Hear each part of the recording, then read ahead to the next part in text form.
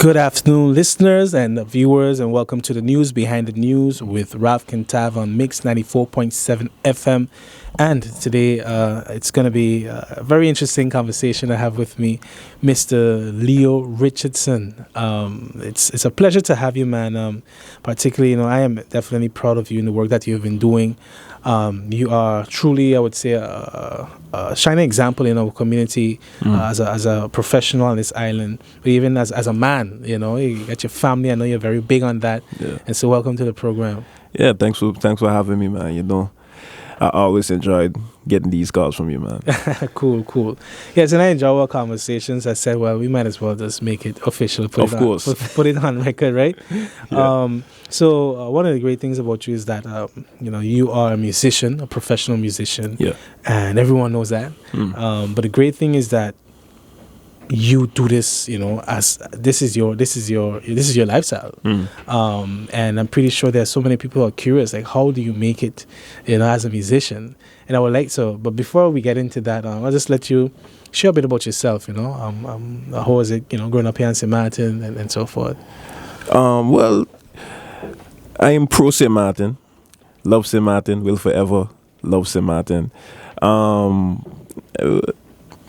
I was just a kid that I never really got into music. I didn't really like music at first until my mom switched churches to a Pentecostal church. We were going to Baptist church and she switched to a Pentecostal church. And in the Baptist church there was no drums. It was just basically organ and guitar and choir, and I wasn't interested in none of those things. So Pentecostal church, fire, fire yourself. So as soon as I went there I was like, yo, what's this? Drums in here. And as soon as I saw the drums, I just gravitated to it. And as soon as the pastor said amen, I ran up to the drummer and I was like, yo, for some reason, I just need to learn this. So, if you could show me a little thing or two. And, thankfully, he took the time to show me the basics. And then I just branched off from there. Interesting. Yeah. That's pretty interesting, man, because when you went to it to study, was it music related as well? Yeah, it was music related. I wanted to be a music teacher because I was teaching already. But I wanted to pursue it professionally, so that's why I went to school. And where did you study? Where did you study? Tallahassee, okay. TCC. Cool. And yeah, that's just what I wanted to do. Okay, cool. Yeah. So again, like I said, I find it interesting, because you make your livelihood off of being a drummer, and so often persons who have a passion in the arts, whether it's even drawing, music, dancing, they're discouraged. Keep doing this. Is a nice hobby, or let's say in your case, just keep playing in church, or maybe you could perform here and there, but not consistently. And so what was it that made you realize that, I can do this? This is something I love and I can create a livelihood off of this. How was that process like? Well, my mom always used to tell me, when you do what you love, you're going to be a happy person. There's too much unhappy people out there, and that's because they don't like what they do on a daily basis. And I just made it a rule for myself that I wanted to enjoy this life, and I was going to find a way to do it. So in order to do so, I seeked out Connors Van der Poel, our local great saxophone player, and seeing that he was on the scene, and I was like, yo, I really want to get into this seriously and professionally. And he was like, you sure? And I was like, yo, I'm sure. I'm pretty sure. I think I was 15 or 16, and I was dead serious. Yeah. I guess so. That's pretty young. And I was dead serious about it, because my parents really encouraged me to do it. They never second guess you. They didn't second guess me, because when I said I want to do something, I want to do it. I was like, mommy, daddy, I showed them this magazine with a drum set and the prices, and I said, I really want this for Christmas. Can I please have it?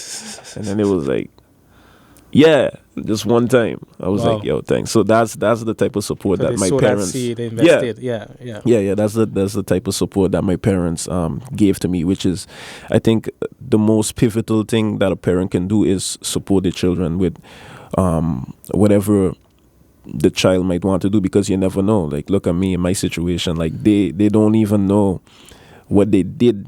Hmm.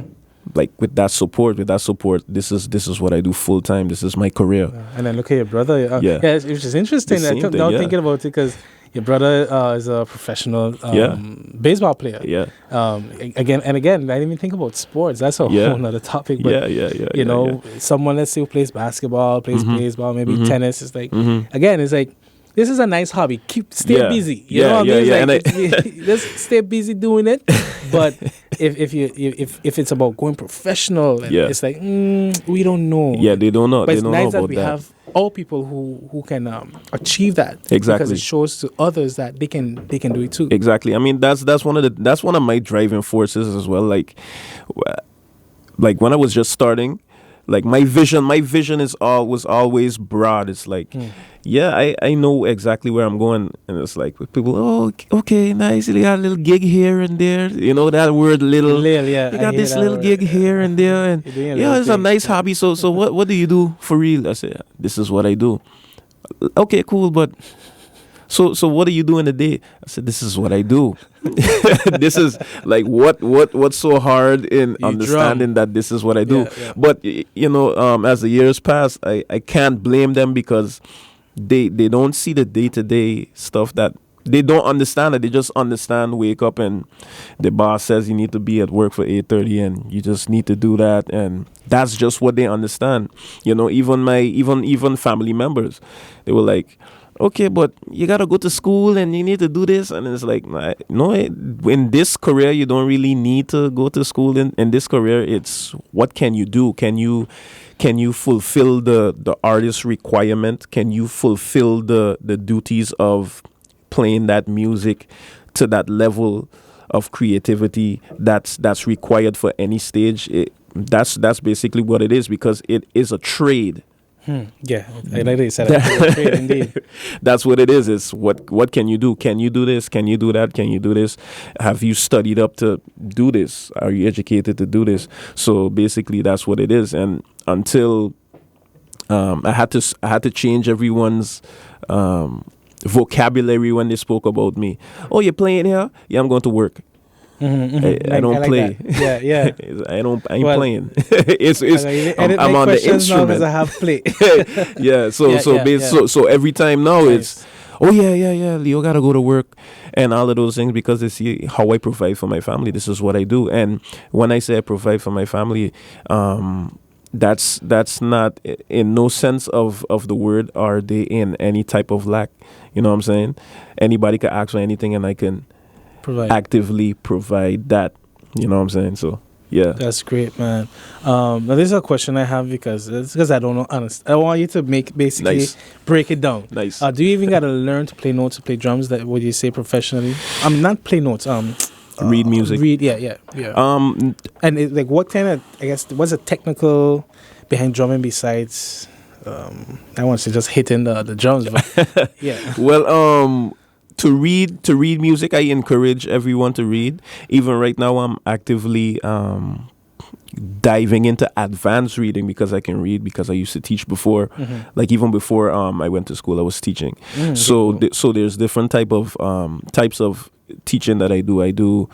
If you want to learn to read, I can show you the basics of this. Mm-hmm. But if you want to learn to be on the scene and be a professional, being a professional doesn't 100% require reading.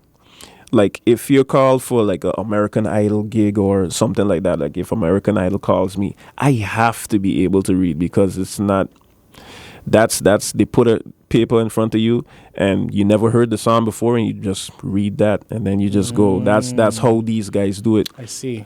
That's on those types of situations. But for what I do, I probably ran into a reading situation maybe once, and yeah, but for the rest part, it's just Okay. yeah, But overall, so then you just do it mainly as that professional, personal development, yeah, and personal development side of it. exactly, exactly. Okay, that's Exactly. pretty Constant cool. pursuit of being better. That's a daily on a daily basis. I'm on the instrument.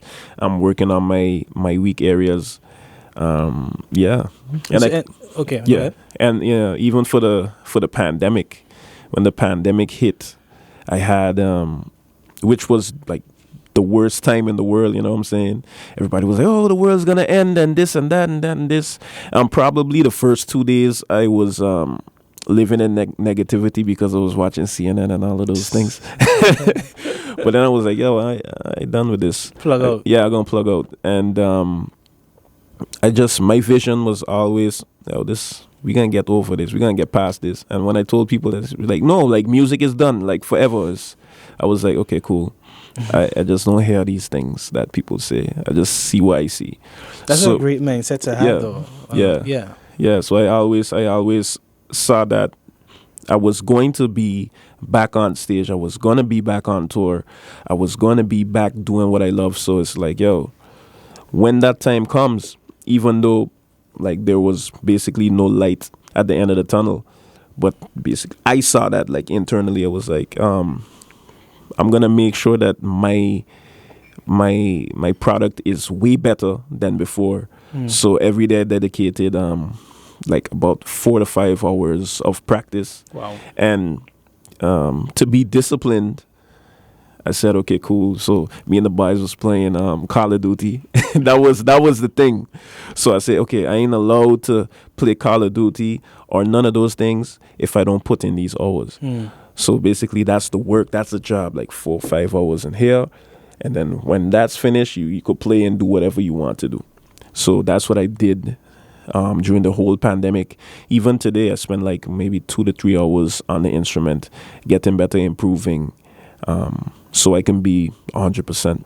I like that, man, because, in a sense, and I guess, it's like they say, if you're not in it, you don't know. Yeah. You're in it. It feels or seems like, well, I mean, how much more better can you become? Yeah. I'm Yeah. saying that because it's like, I mean, Yeah. it's you're looking at just I want to say don't get me wrong. No, I ain't gonna be offended. like a basic movement, you're Yeah. just hitting the drums and the Right. cymbals and stuff. So Right. it's like, I find it interesting, that you commit that time daily, because I was going to Yeah. ask you what is your day like, Yeah. and how, I guess, what ways you notice you got to improve. What exactly So are the things that can make you a better drummer? So on an instrument, you can never master an instrument. You can never master it. Like you'll hear the difference immediately if you hear somebody playing in church, and then after you hear a professional jump on that same instrument, you're gonna hear immediately. That's You'll true. hear Yeah, the that's what you're difference. saying. Yeah, You'll hear the difference. That's So true. there's a lot of intricate parts to. It sounds different, even though it's the yeah, same- it's yeah, yeah. that's true. It That's what- sounds yeah. different and it feels different. So it's like, and it's like something that you look at and you be like, I'm not sure what he did different, but he did something different, but I can't understand it. So there's a lot of intricate parts that goes into my instrument, the drums, because there's dynamics. You need to be able to go soft and control that, and go high and control that, and wrist technique and body posture, and being able to actively relay your thoughts on the instrument the second that you want to do it, the command of the instrument. So there's a lot of things that goes into it. You need to do things. I mean, you'd probably want to be faster. If you want to be faster, there's regimens for that. Like you can never be done with the instrument. So yeah. That's cool, man. Because with drumming in particular, the highlight of drumming for most people is drumline. Yeah. yeah. And you try to figure out how do you do that. Yep. But that's where, working with your wrist and so forth. Exactly. comes Wrist finger techniques. Just trust me, there's a lot of things that goes into that. Yeah. It's not just what you see and what you think. Random, yeah. hit this. That's it's why not like ponging on a table. Nope. That's why, to understand, I want to help people to understand like what we do, like as musicians, and hopefully one day I get to do a documentary of what serious guys do. Nice. Because what people, I don't blame the people for saying, oh, you do a little hobby and that's your little thing, because they uncle walk in the bank and in the night you go play drums and they think that's what a musician is. That's just a part-time thing. But a full-time guy, you're always seeing him different places. You're seeing him different countries, different islands. He's doing this, he's doing that. He's always on the move. And that's what the life of a musician basically is. Like you're constantly in the field, perfecting the craft. Like right now, I'm playing with a Latin band. So they called me and I was like, yo, what are you calling me for? And he was like, no, we know you can do it. And I say, but I ain't into that type of thing. I could maybe hold a little thing, but I ain't into that. And it was like, no, we trust you. So Sunday night, what? Yeah, rehearsal, this is all the songs. And it's like, okay, cool. So it was a good challenge for me, and I'm still challenging myself because I sought out a guy named Yanni. He is, I would say, a master in the Latin craft. He used to be a part of the biggest orchestra in Venezuela. So he's a big boy, and he lives in St. Maarten. Interesting. So and he was always, yeah, when you're ready. I wasn't ready, but this situation presented me with an avenue to have to be ready. Yeah. So and like I say, I believe in God, and He did this for a reason, because everything in His timing. It's like I wouldn't be interested in wanting to do salsa and all of those things, like seriously. But when this situation happened, it's like every time I'm presented with something like this, I want to sound authentic. I need to be respectful to the genre. So I sought him out, and I'm taking classes with him. Correct. Taking Latin class, and he's like, and some people are like, well, what are you taking classes for? You could done already. It's like, I know you don't understand, but you can't just jump into a genre that you're not really raised up in, and just do that and sound like these guys. So right now, my pursuit is to sound like I'm from Cuba, Venezuela, and all of those things. And Senor Leo. Exactly. Yeah. So I teach him, and he teaches me. Nice. Yeah. That's cool, man. Yeah. And I'm glad you mentioned that, because, so you basically touch into, I guess, like the compa, the zouk, and so forth as well. Yeah. I do that too, because but that's a little easier for me because we're around that. We hear it on the radio. We do this, okay, and it's like, okay, cool. Let me listen to this, and I actively have to play those things already because it's like, okay, learn this compa song, and we're gonna do this for this day, and it's like, okay, cool. So I have to actively listen to that, but I haven't had to actively listen to a salsa or those things because there's not much Latin bands. But right now there's like 3 Latin bands, like serious stuff. Like, nice. When I tell you serious stuff, and that forces me to, rise to the occasion. So that's great, man. That's great. Yeah. Because another interesting thing listening to you is also the fact that you're touching base with different cultures. Different people. Yep. And I can imagine that in itself is a great learning experience. Of course, it teaches you to understand and be humble and listen to different people's perspective, which is one of the main things that I feel like musicians have to do. Be humble enough to take a class. Like, some people feel like they know it all. Like, even locally, they feel like they know it all, and that's what stops them from growing. But me, I have no reason to feel like I'm the best this or the best that or the best this. Even though I've accomplished a lot in my career, I still want to grow and make it to the level that I see for myself. Okay. So yeah. Yeah. So going back to the pandemic though, how has it been in terms of, dealing with that challenge of considering the finances of things being closed, and even right now we still see the back and forth to extent where the extension of the nightlife times is concerned. Right. Well, honestly, in my situation, financially, I was good. I was taking care of my family all through the whole pandemic.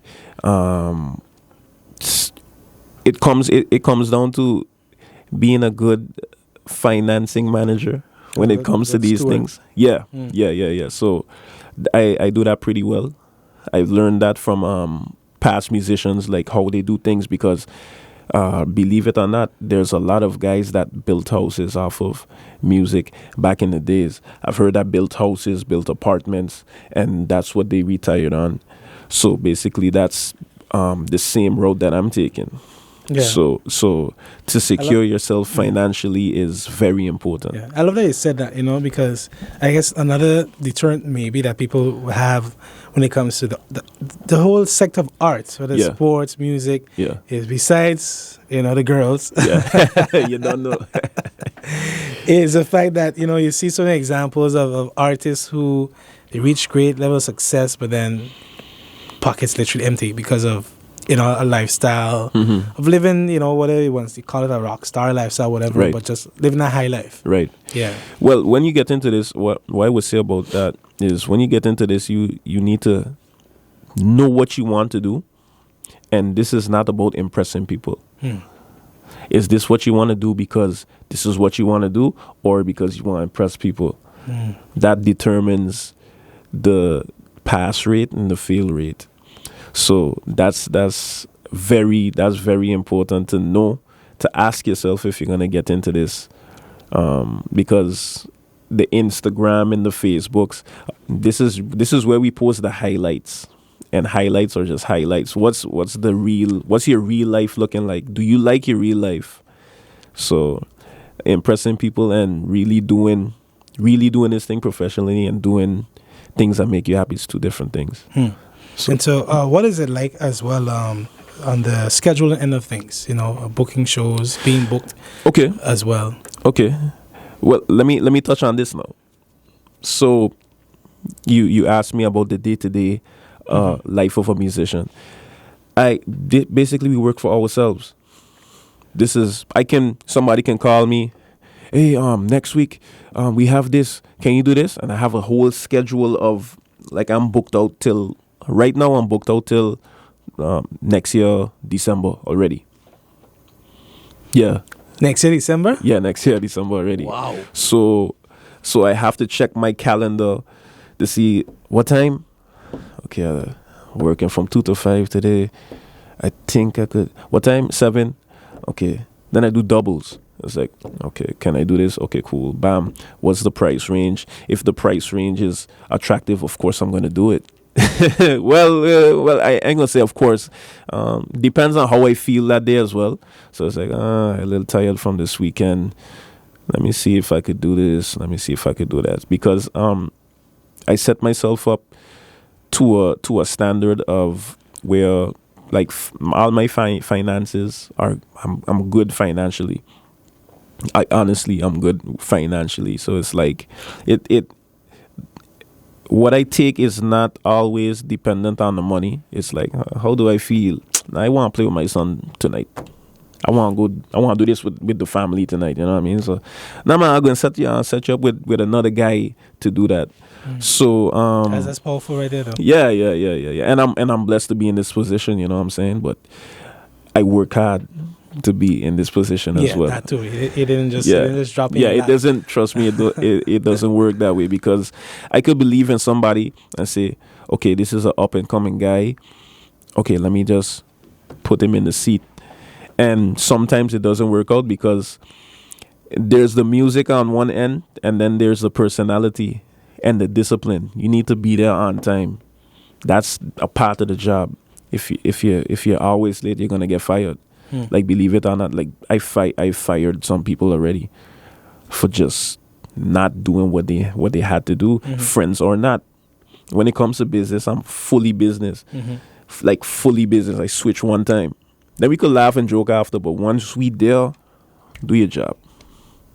Actively do your job, because this ain't a game.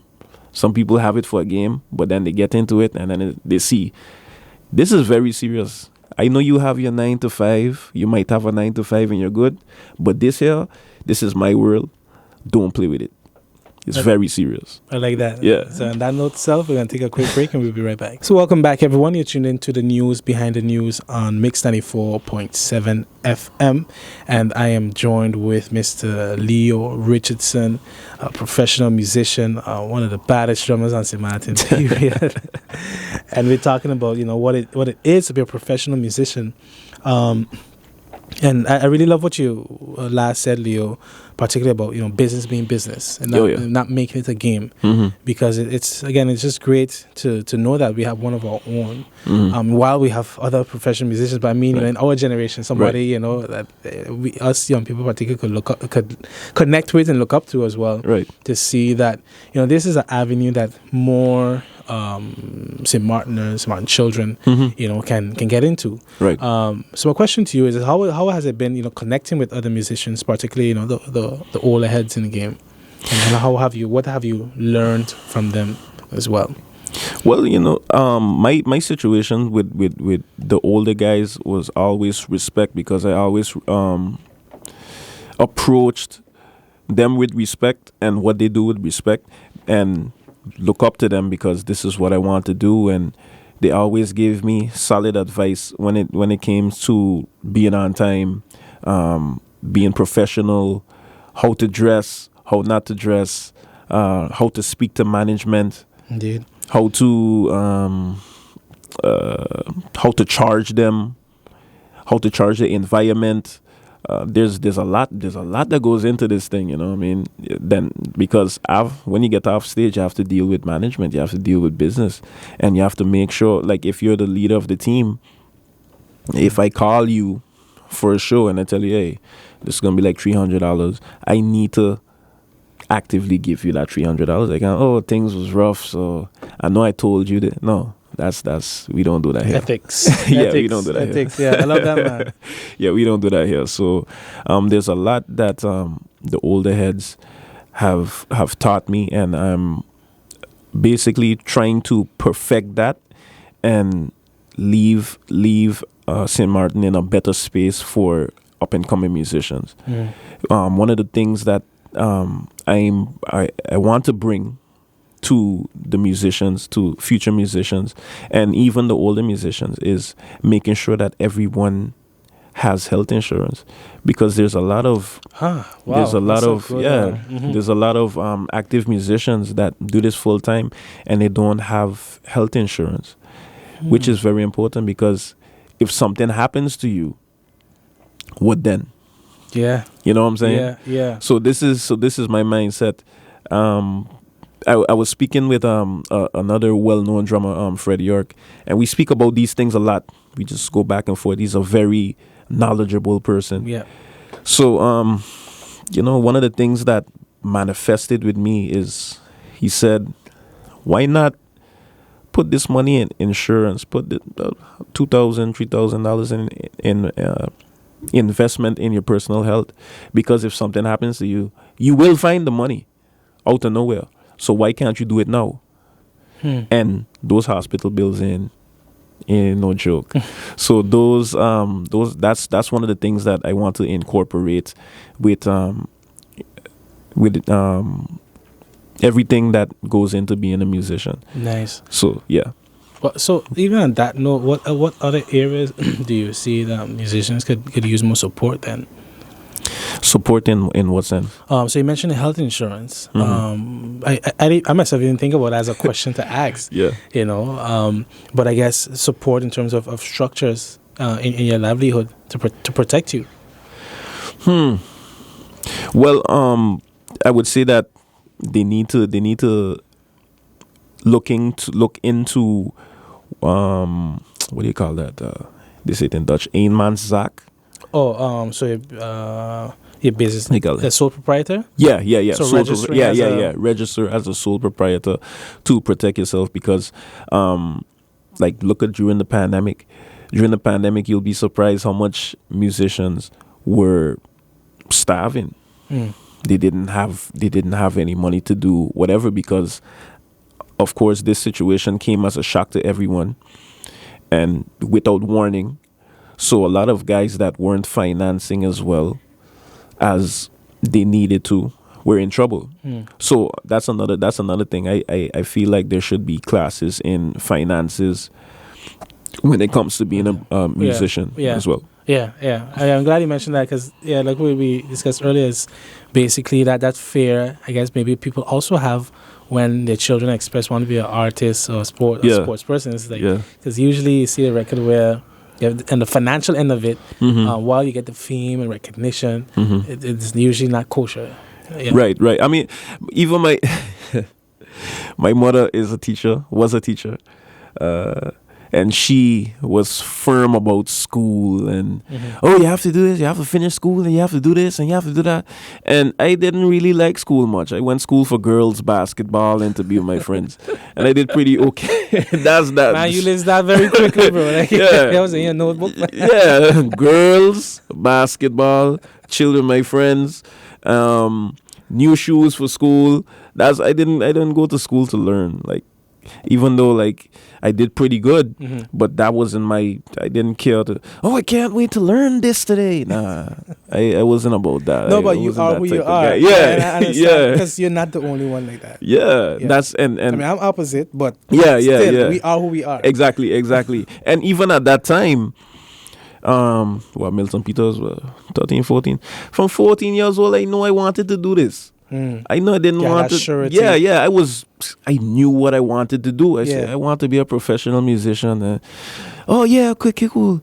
But you have to finish school and you have to do this. And it's like, mommy, I don't want to do that. Yeah. I want to be a full-time musician. I want to play for artists. I want to do this and I want to do that. Even though she supported me, she always shoved school down my throat. And Denzel as well, you know what I'm saying? Yeah. Denzel was basically the same thing. And it's like, I want to be a baseball player. I want to be a baseball player. Yeah. That's it. And, even though there was school shoved down our throats, they couldn't deny that. Listen, this is what we do. Exactly. This is what we really want to do. No, this is it. So they had no choice but to fully support at the end of the day. I mean, even though they was fully supporting, after a while, school wasn't in the vocabulary. To remove all doubts, basically. Yeah. They had no doubt. After a while, they had no doubts in them. So it was like, you have little faith. Yeah. And it's like, mommy, let me just.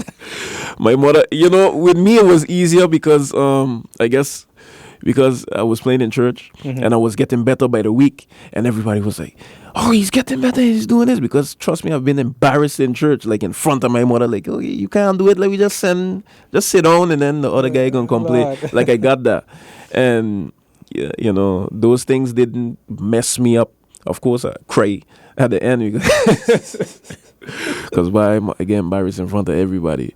But then I came back stronger and stronger, every week. So my mother was like, Leonardo, when you play, you have the anointing. I said, I got an anointing. So that gonna push me to do everything. So that's what she used to say. So nice. It was easier for me to convince her, like, hey, this is what I'm going to do. When they saw the money coming in, it's like, okay. Yeah. Okay. Yeah. Hey, I helped your mother with getting a little something for the house. I always used to suck my teeth and be like, bye. All right. Shucks. Yeah, but so on another note, as far as this topic is concerned, how is it working? Describe Maarten's nightlife. How is it working in the industry? Right now it's going pretty good. Pretty good. But the main thing is building relationships with businesses and management. And once you build that relationship, they have that trust in you that you can feel free to do your job 100%. Like sometimes I sit down with the owners of different businesses, and we come up with different ideas on what we can do to ensure that people come and people support the business in those sense. And that's one of the things that I what do you say? I push for. So for the ones to come after me, they need to have that relationship with the businesses. They need to sit down and have meetings with the owners and see how and come up with business plans on how we can make this business thrive, because once the business thrives, you thrive. So that's very important. But in the tourism sector, like there's a lot of tourists coming here, and they are enjoying the live music. I recently been on a U.S. tour. Yeah, I definitely wanted you to talk about that. Yeah, so I've been on a U.S. tour. I think it was 2 months ago. Yeah, for I think 2.5 to 3 weeks with Omari Banks, and I got a chance to speak to a lot of people about St. Maarten up there, and surprisingly, they were like, "Oh yeah, we know St. Maarten. We passed through there to go Anguilla," and I was like, "Okay, cool, but why do you just pass through?" Then it was like, "Oh, we don't really know much about St. Maarten," and it's like, what? What is there to do in St. Maarten? And then after I just sat down with a lot of people and I told them what we offer as a St. Maarten product. And they were like, "Oh, I didn't know they had this here. I didn't know they had this. They have live music 7 days a week." I said, "Yeah, these are standard things." Yeah. You know what I'm saying? But but in a sense, I feel like Anguilla has been marketed, I'd say, more to them. And I feel like St. Maarten needs to be marketed more, because I seen myself as a kind of ambassador for St. Maarten in that sense, because I sat down with about maybe 20 to 30 people speaking about St. Maarten, and they just pass. These are people just jump in the taxi and they go to the ferry, and then they go to Anguilla or St. Bart's or whatever. And it's like, after I told them about what we offer, things that they didn't know about, zip line, and we have lottery farm, and we have this and we have that, and different things to do. They were like, "But we pass here, and these are people that's coming to Anguilla for like 20 years, like, never came and got the St. Maarten experience That's until somebody funny. That's interesting. Until somebody came and told them what's outside of that car that they're driving in. Because you don't even go directly to Anguilla. Exactly. You have to pass through St. Maarten. So it's like, oh, we need to go there now. This is. I need to experience this. I need to experience that. The different things that we experience, that we have to offer. Even the carnival. I show them like the videos from carnival, from before the pandemic and all. This goes on in St. Maarten. It's like, how do you guys not know this? Yeah, but I guess that's pointers for us to find ways to direct our marketing. Exactly. And so forth. Exactly. And these are people from New York. These are people from Boston. These are people from Florida. All over the place. And I'm like, how do you not know about St. Maarten? Yeah. Well, that's and I'm glad you mentioned that. That's part of the reason bringing you here, to talk about these type of stuff. Yeah. Because hopefully leads to some action there. Exactly, because I see a lot of sports are being pushed, which I love sports and I support sports, because younger I was in the basketball league and all of those stuff. That was my thing. But honestly, I've never heard a tourist come to St. Maarten and say, "Oh, I can't wait to go to St. Maarten and see a basketball game, soccer." I was like, okay. I mean, maybe it's been said, but not to my knowledge. I hear what you're saying. Not to my knowledge. Like, honestly, right now, I can give you like 20 confirmations of people that's coming to St. Maarten to experience what I told them to come for. The live music, the beaches, to come see me, because they see me up there. "Oh, come show me this, come show me that, come show me that. What's the best this and what's the best that?" Because I constantly get messages on social media from people I never met before. They just see my Instagram page with the music and all of those things that I'm from St. Maarten, and hey, I'm coming to St. Maarten for the first time. Can you direct me on what there is to do and what, these things are very important to do. Well, this is even tips too for entrepreneurs on the island to expand our marketing, our branding, and what is the hashtags and stuff, exactly, advertising, exactly, to reach them, exactly, because it definitely shows that we need much more content that exactly pushes what there is to do on St. Maarten. Exactly, and that's why brand ambassadors are so fully agree with that one. So important, because you seen the situation with touch the world. What's his name, man?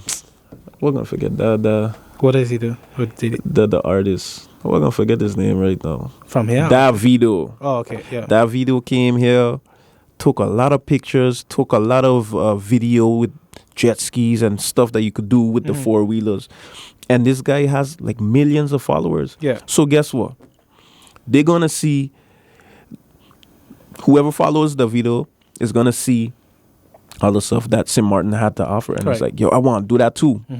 So that's a big avenue to bring in tourists because tourists come here. They don't come here to watch sports. They don't really come here for that. They come here for entertainment. They come here for the food. They come here for a different experience. Entertainment falls in a lot of things.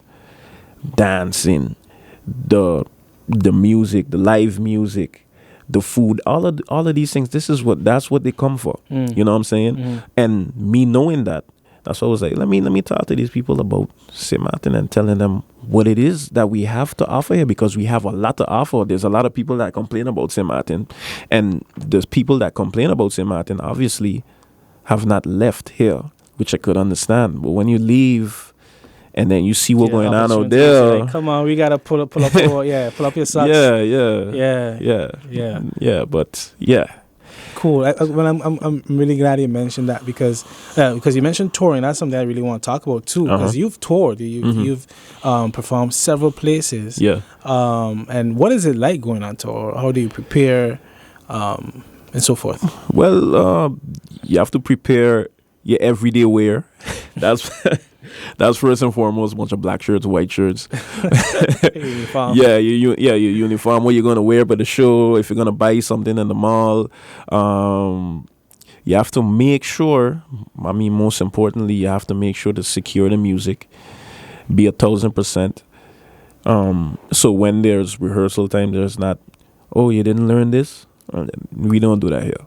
We don't. There's no time. If you really want to do this thing, you have to do what you have to do as a full-time musician. And I'm glad that social media is around. So even I see and get advice from the big dogs, like people who's played for like Janet Jackson, and they sit down and they tell you what it takes to be professional, what it takes to do this. Because before that, like we had no idea. We just think that, So that's one of the important things, to know the music. Be prepared to not sleep, because it might be intense. One show. Then when you finish the show, you jump in the car or the bus, whatever, go to wherever this destination that you need to go to, and then maybe chill for 2 hours, then another show, and then another show, and then finish this show, and then jump on the bus. You're going to New York. Boom, finish that. And that's the type of routine that it is, a fast routine. Paced. Yeah, fast-paced routine. Sometimes you get to stop and smell the roses, which is fantastic. You get to take pictures for social media and take pictures of the highlights. The highlights. the highlights. Yeah. You're too busy working. Follow yourself. Yeah, so that's basically how it is to be on tour. Okay, that's great. I'm glad you mentioned that.